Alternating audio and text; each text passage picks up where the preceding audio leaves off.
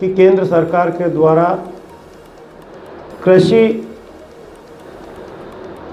पर आधारित जो कि 3 अध्यादेश लाए गए, जिससे कि कृषि पर, किसानों पर, आम जन पर किस तरह का प्रभाव पड़ेगा, और कांग्रेस पार्टी ने इसका पुरजोर तरीके से विरोध किया है।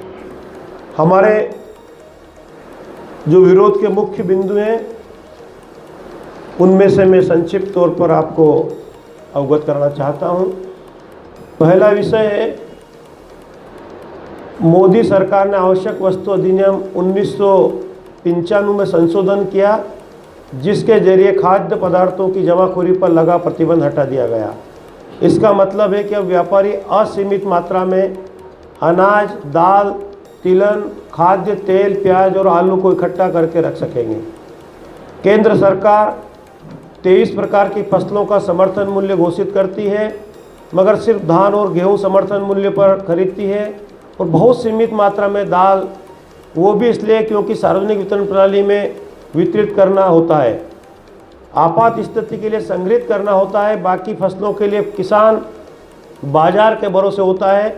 अगर बड़े व्यापारी असीमित मात्रा में भंडारण करके रखेंगे और किसानों की फसलों को आगे आने पर उसे बाजार में उतार देंगे, तो किसानों की उपज का कीमत ज़मीन पर आ जाएगी और किसान को औने पौने दो दाम में अपनी फसल को बेचने के लिए मजबूर होना पड़ेगा।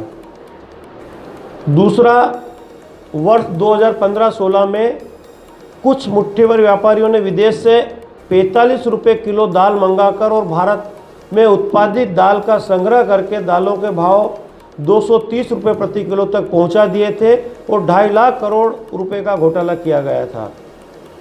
इसी प्रकार इस नए कानून से सरकार ने कहा है कि मंडियों के बाहर उपज की बिक्री और केंद्र पर कोई राज्य कर नहीं लगेगा। वहीं एपीएमसी मंडियों में टैक्स लगता रहेगा। इसकी वजह से यह आशंका है कि अब व्यापारी एपीएमसी मंडियों के अंदर खरीदी नहीं करेंगे और वे किसानों से इसके बाद खरीदारी करेंगे जहां उन्हें टैक्स नहीं देना पड़ेगा। इस पृष्ठभूमि में चिंता ये है कि धीरे धीरे एपीएमसी मंडियां खत्म हो जाएगी और तब टेंडर्स अपने मन मुताबिक दाम पर किसानों से खरीदारी करेंगे। सरकार ने इस अध्यादेश को महिमा मंडित करते हुए कहा है कि किसान मंडियां के बाहर भी फसल बेच सकेगा, जबकि यह सरासर झूठ है कि पहले भी किसानों को अपनी फसलें बाहर बेचने पर कोई प्रतिबंध नहीं था।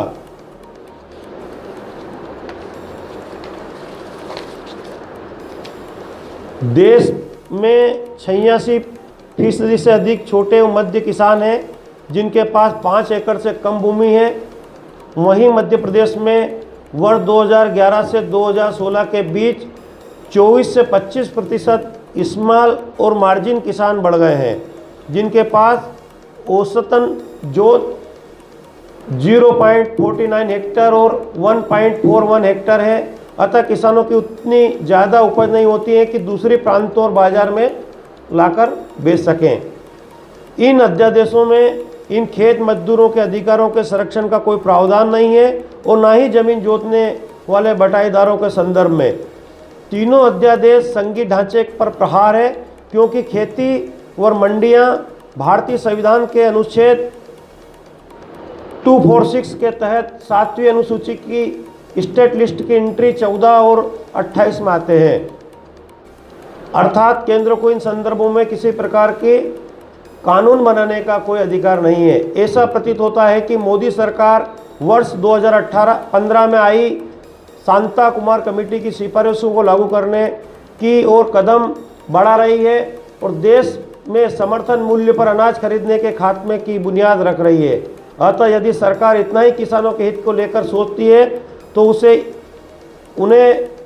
उसे एक और अध्यादेश लाना चाहिए कि किसानों को एमपीएससी का कानून अधिकार दे देना चाहिए, जो सुनिश्चित करेगा कि एमएससी के नीचे किसी से खरीदी नहीं होगी। इससे किसानों का हौसला बुलंद होगा। जो केंद्र सरकार के द्वारा जो अध्यादेश लाया गया उसका कांग्रेस पार्टी पुरजोर तरीके से विरोध करती है। सीधी सीधी बात यह है कि इस अध्यादेश के लागू होने से जो किसान मंडियों में अपनी माल को लेके आता था, अपने अनाज को लेके आता था, उस किसान को गांव में कोई भी छोटे व्यापारी हो या कोई भी लाइसेंस बना के कोई भी व्यापारी वहाँ पे माल खरीद लेगा और उस किसान की कोई श्योरिटी या उस किसान की कोई गारंटी नहीं रहेगी जिससे कि उसकी राशि उससे मिल सके। उसमें तोल में भी अगर मनमाफिक तोल होगा उस पर ना तो नियंत्रण रहेगा, जिससे कि किसानों को वापस वही स्थिति पैदा होगी जिससे कि किसानों को जो बिचौलियों साहूकारों के माध्यम से पिछली बार जो कई समय पे पहले खरीदी होती थी वही स्थिति पैदा होने की संभावना है। दूसरा कि जिन किसानों को श्योरिटी है मंडी के माध्यम से, एक उनको व्यवस्था है तोल की, भाव की, और 10 व्यापारियों के बीच में या 20 व्यापारियों के बीच में बोली लगा के किसानों का माल खरीदा जाता था। वहाँ पर एक ही व्यक्ति किसानों का माल गाँव में जाके गाँव में कोई भी एक व्यक्ति माल खरीद लेगा, जिससे कि किसानों को उचित दाम उचित मूल्य नहीं मिल सकेगा।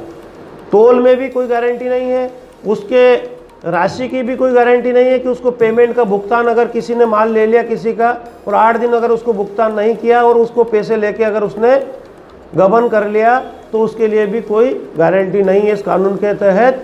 दूसरी बात, मंडी में कर्मचारी हो, चाहे वहाँ के व्यापारी हो, चाहे माल हो, तुलावटी हो, वो भी बेरोजगार होंगे। इससे बहुत सारे इस कानून में जो विसंगतियाँ हैं उसके लिए कांग्रेस पार्टी पुरजोर तरीके से विरोध करती है और इस कानून को वापस लेने का कांग्रेस पार्टी मांग करती है। दूसरा, मध्य प्रदेश में और ख़ास करके आगर मालवा ज़िले की भी हम बात करें, किसानों की बात करें, आज पूरे मध्य प्रदेश में पूर्व मुख्यमंत्री कमलनाथ जी ने कांग्रेस की सरकार में 51 जिलों में 26 लाख किसानों का कर्ज माफ हुआ। आगर जिले में 2 लाख तक के कर्ज माफ़ी हुई है, जिसकी सूची मेरे पास पेन ड्राइव में मौजूद है। मैं मीडिया के साथियों को भी अभी उपलब्ध करा दूंगा। और पूरे आगर ज़िले में 2 लाख, 1,50,000, 1 लाख, 2 लाख तक के कर्ज माफ़ी कांग्रेस पार्टी ने की है। हमने पिछले वर्ष जब सोयाबीन की फसल खराब हुई थी किसानों की, यहाँ पे मध्य प्रदेश के मुख्यमंत्री कमलनाथ जी ने आगर जिले के किसानों को, आगर विधानसभा क्षेत्र के किसानों को 2 से 3 हज़ार रुपये बीघे के मान से मुआवजा हर किसानों के खाते में डालने का हमने काम किया। तीसरी बात, पिछले वर्ष 2018 में बीमा की राशि प्रत्येक किसानों के खाते में 5,000 रुपये बीघे के मान से हमने किसानों के खाते में डाली है, जिसके पूरे रिकॉर्ड हमारे पास मौजूद है, हम मीडिया को उपलब्ध करा देंगे। आज हम मुख्यमंत्री शिवराज सिंह जी चौहान से मांग करते हैं कि पिछली बार जब बारिश हुई थी तो उन्होंने कहा था कि हमारे तत्कालीन मुख्यमंत्री कमलनाथ जी से कि कमलनाथ जी, आपको किसानों का फसलों का मुआवजा देना चाहिए 40,000 रुपये हेक्टेयर के मान से। हमारी वही मांग है कि शिवराज सिंह जी आप अपने वचन को निभाएं, किसानों को 40 हेक्टेयर के मान से तत्काल मुआवजा दिलाया जाए। उसके बाद पिछले 2019 का बीमा जो कि कांग्रेस की सरकार में उसकी प्रीमियम की राशि, उसकी अंश राशि कमलनाथ जी ने जमा की थी, उस पर भी तत्कालीन मुख्यमंत्री कमलनाथ जी के कार्यकाल की राशि के मामले में आज शिवराज सिंह जी चौहान ने जो राशि बीमे की राशि डाली, किसानों के खाते में 7 रुपये 10 रुपये की राशि डाली गई है, जबकि उन्होंने 35 करोड़ में विधायकों को खरीदने में वो राशि खर्च कर दी। तो शिवराज सिंह जी भरपाई कहाँ से करेंगे, ये भी हमारा उनके ऊपर आरोप है।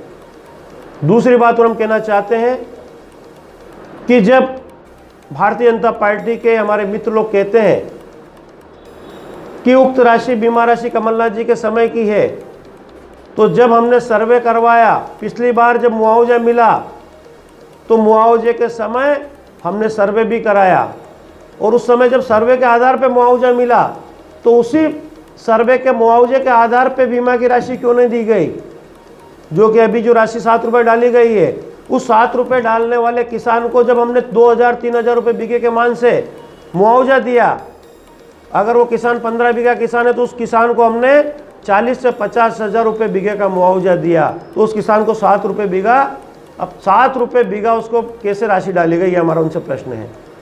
दूसरी बात कि जब मध्य प्रदेश में किसान आत्महत्या कर रहा, शिवराज सिंह जी चौहान कह रहे हैं कि मैं किसान हितैषी हूँ, तो हमारी मांग है, अभी तो आगर जिले में सर्वे तक प्रारंभ नहीं हुआ है, सोयाबीन की फसल पूरी तरह नष्ट हो चुकी है, रोज पानी गिर रहा है, रोज बारिश हो रही है, सोयाबीन पानी में भी जो बची कुची सोयाबीन थी वो 1-2 दिन के भीतर पूरी तरह से सड़ चुकी है, खत्म हो चुकी है। 100 में से 100% सोयाबीन खत्म हो चुकी है, परंतु एक भी पटवारी तहसीलदार इन्होंने अभी तक सर्वे नहीं किया, न कोई सर्वे रिपोर्ट उजागर की। और हमारी मांग है कि तत्काल 3 दिन के भीतर अगर किसानों की सर्वे करके उनको राहत राशि पहुंचाई जाए। पिछली बार हमने सोयाबीन नहीं कटी, उसके सोयाबीन कटते ही किसानों को तत्काल राहत राशि हमारे मुख्यमंत्री कमलनाथ जी ने पहुंचाई थी। ये सब बातें हम आज मीडिया के समक्ष कहना चाहते हैं। दूसरी बात और कि बीमा की राशि जो कि 7 रुपये जो डाली गई है, 10 रुपये डाली गई है, 100 रुपये किसानों को बीमा मिला है। जो बीमा राशि कमलनाथ जी की सरकार में कांग्रेस पार्टी ने दी थी, हर किसानों को 5,000 रुपये 6,000 रुपये बीघे के, उस मान से हर गांव के किसानों को मुआवजा की, बीमा की और मुआवजा की राशि दी जाए। आगर विधानसभा क्षेत्र में, आगर जिले में लगभग 200 से 300 गांव है जिनमें बीमे का सूची में नाम तक नहीं आया है। ये हमारी मांग है कि उन लोगों को भी जोड़ा जाए, सभी किसानों को तत्काल सहायता राशि पहुंचाई जाए। और जो अध्यादेश जो लाया गया इसका कांग्रेस पार्टी पुरजोर तरीके से विरोध करती है। साथ ही मैं एक बात और कहना चाहता हूं कि आप लोगों के सामने भी चर्चा में भी बात आ रही होगी और आएगी, चुनावी आगामी कुछ दिनों बाद आगर विधानसभा का उपचुनाव होने जा रहा है। कुछ हमारे विपक्ष पार्टी के नेता पदाधिकारी कहते हैं, कल ही इनके मुख्यमंत्री ने कहा, इनके नेता लोग कह रहे हैं कर्ज माफ़ी नहीं हुई, और इनके कृषि मंत्री ने, हमारे जिले के पूर्व प्रभारी मंत्री जी ने प्रश्न लगाया था, जयवर्धन सिंह जी ने, उस पर इनके कृषि मंत्री ने जवाब दिया। उन्होंने स्वीकार किया कि पूरे मध्य प्रदेश में 51 जिलों में 26 लाख किसानों का कर्ज माफ हुआ है। और हम पूरी प्रामाणिकता के साथ में आगर जिले में कह रहे हैं कि 2 लाख तक के किसानों के कर्ज माफी हुई, जिसकी सूची प्रमाणित हमारे पास में उपलब्ध है। और यहाँ तक कि भारतीय जनता पार्टी के जो नेता पदाधिकारी है, उनके परिवार के 1 लाख नहीं, जो लोग कह रहे हैं 2 लाख नहीं, 1,95,000 रुपये तक की सूची हमारे पास उपलब्ध है। वो भी हम मीडिया के समक्ष उपलब्ध करा सकते हैं, चाहे बीजेपी के मंडल अध्यक्ष हो, चाहे बीजेपी के जिला अध्यक्ष हो, चाहे बीजेपी के पूर्व विधायक हो, चाहे एक आम व्यक्ति किसान हो, चाहे कोई भी हो। हमने हर किसान का कर्ज माफ करने का काम कांग्रेस की सरकार में माननीय मुख्यमंत्री कमलनाथ जी ने किया। और आगर विधानसभा में 2 लाख तक का कर्जा डंके की चोट पे कांग्रेस की सरकार ने माफ किया। दूसरी बात और मैं मीडिया के सामने अवगत कराना चाहता हूं कि मुख्यमंत्री शिवराज सिंह चौहान इतने 15 साल के सबसे वरिष्ठ मुख्यमंत्री हैं, उसके बाद भी झूठ बोलने में रिकॉर्ड तोड़ मुख्यमंत्री जिसको कहा जाए कि जिसको झूठ बोलने में सबसे बड़ी उपाधि अगर दी जाए तो शिवराज सिंह चौहान को दी जाना चाहिए। आप सब मीडिया के भाई यहाँ पे मौजूद हैं। 2 मार्च को हमारे तत्कालीन मुख्यमंत्री मध्य प्रदेश के कमलनाथ जी आए थे। आगर में 612 करोड़ की पेयजल योजना कुंडालिया डैम से पूरे आगर जिले के 2000 गाँवों में, उस योजना के माध्यम से प्रत्येक गाँव में पानी जाएगा और उसके माध्यम से हर घर में नल के माध्यम से पानी पहुँचेगा।